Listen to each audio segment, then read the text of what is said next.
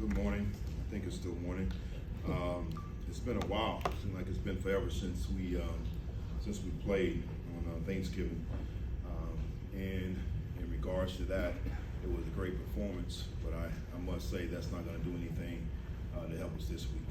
You know, we got a great opponent in NFC champs. A good football team, well coached, a lot of talent across the board. Probably the best offensive line that we've faced all year, you know, and it starts up front with Kelce. I consider him to be first ballot Hall of Famer, outstanding player, and he really makes that show go up front. Tremendous run game, does a great job in protection as well. Swift, I mean, their run game, as I just mentioned, is phenomenal, along with Hurts. You know, it's hard to stop. And then once you start talking about their outside threats with Brown and Smith, tremendous threats down the field. They're great after the catch was making guys miss, so there's no question we'll have our hands full this week. With that, I'll take your questions. You mentioned Kelce. What is it that makes him just look so different and special about him? I just his knowledge of the game.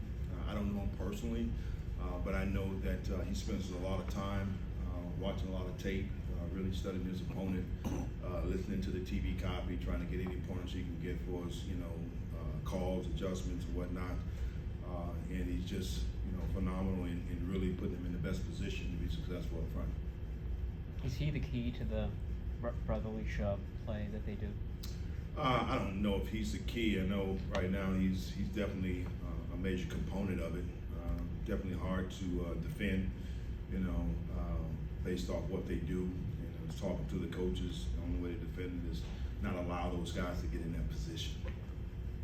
Is there a way, if you drew it up on paper, you know, a tactic for stopping it? I mean, would it be quickness from your interior linemen? You know, I think that's a complete study with physics and, you know, dynamics and everything, to be quite honest, because it's about leverage, you know, power and whatnot. They have leverage, you know, they push and they shove in. So I think it's real tough right here to limit that for 1 yard.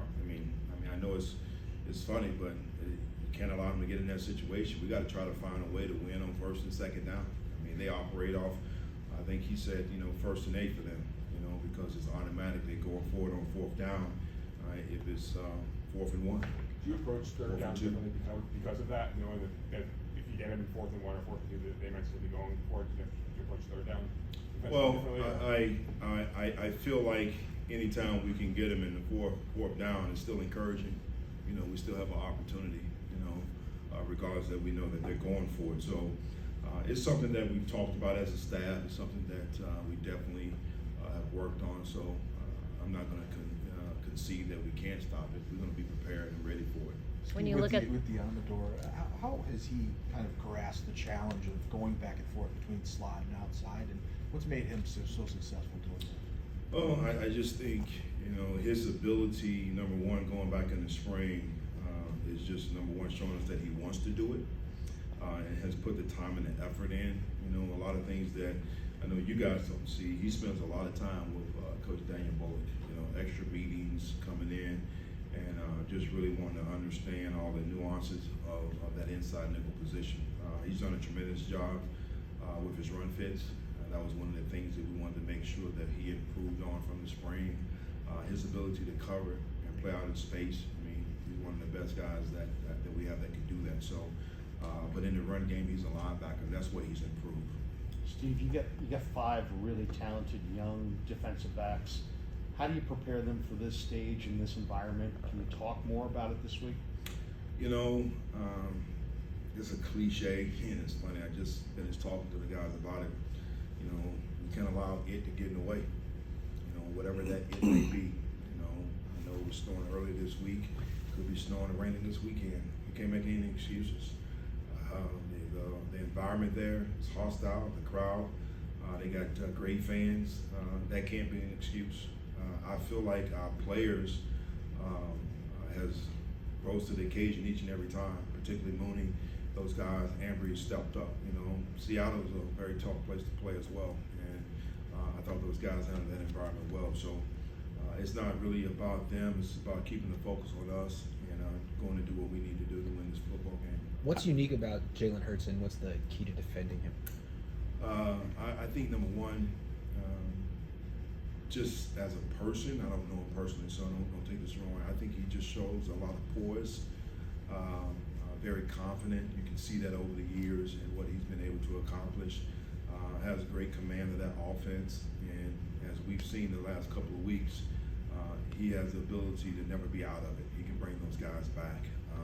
I think they do a great job in really putting him in a position to be successful.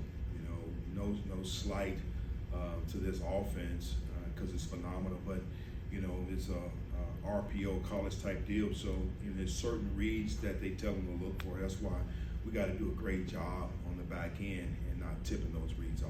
How would you mentioned- assess Jair Brown's first start? I thought Jair did a great job. You know, it was nothing glaring that I felt like he was out of place. Again, I felt confident with Gibson back there, along with Fred and the guys that we surrounded him with, that he was going to do well. He's done a great job with his communication.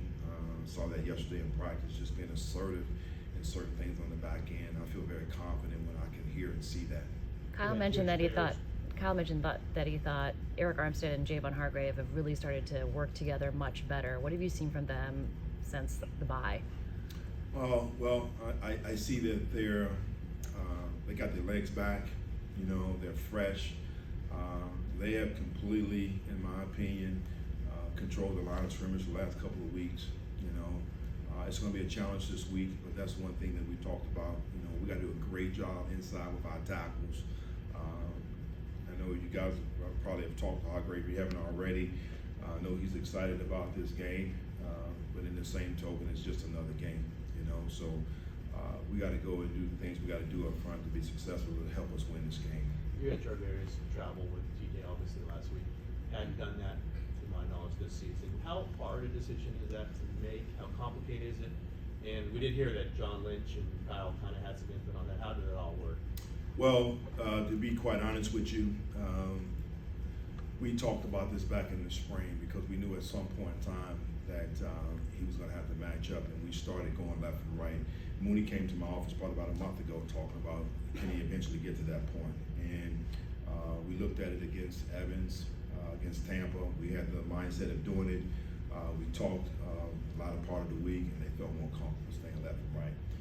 That was our mindset going into it. When I first got here, watching cut-ups, and that was one of the things that jumped out to me was his complete domination of DK when they matched up. So that was something that we wanted to do all week, and I think it was just a conversation of a miscue in what we wanted. He went out, and got it done. So I think he's fine, and we'll see exactly where he is this week for us matching up. What's your philosophy on having a spy against a running quarterback? Is that anything that you've done in the past? Oh yeah, tried to advocate for 12 this week, but I didn't get that rule passed. But yeah, I think anytime that Kyler Murray, Lamar Jackson, Jalen Hurts, you better have someone that's allocated for him, because at any point in time he can win with his feet and make things happen. The great thing about him, he's not looking to run. He can escape, but his eyes will stay downfield, and he's still trying to put the ball in the air. Can you elaborate on Mooney just getting to the point? What did you want to see from him to get to the point where he's following a receiver? It's not really anything I wanted to see. I just feel like he's one of our better cover guys.